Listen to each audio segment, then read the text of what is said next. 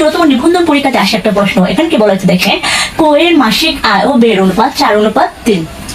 তার মাসিক সঞ্চয় তার ব্যয়ের কত শতাংশ, তার মানে আমাদের কি কত শতাংশ তার ব্যয়ের মাসিক সঞ্চয় আমরা দেখবো। তো আমরা সঞ্চয় বের করতে হলে তো আমরা কি জানি, সঞ্চয়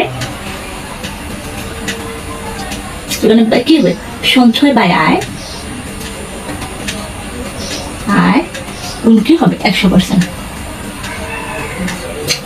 100% কেন, সেখানে শতাংশ বলা হয়েছে, তো তার জন্য 100% বলা হয়েছে, ঠিক আছে। সঞ্চয় কি, সঞ্চয় কি হবে, আমাদের কি হবে, আমাদের আয় মানে ব্যয় থেকে আয় আমরা বিয়োগ করে ফেলবো, ঠিক আছে। সরি, আয় থেকে আমাদের ব্যয়টা বিয়োগ করলে আমার যা বের হবে তা হবে সঞ্চয়, ঠিক আছে। তো এখানে 4 বিয়োগ 3, এখানে কি হবে, এখানে হবে 4, আয় হচ্ছে 4, ঠিক আছে। তার জন্য কি হবে, এখানে হবে 1/4 গুণ 100,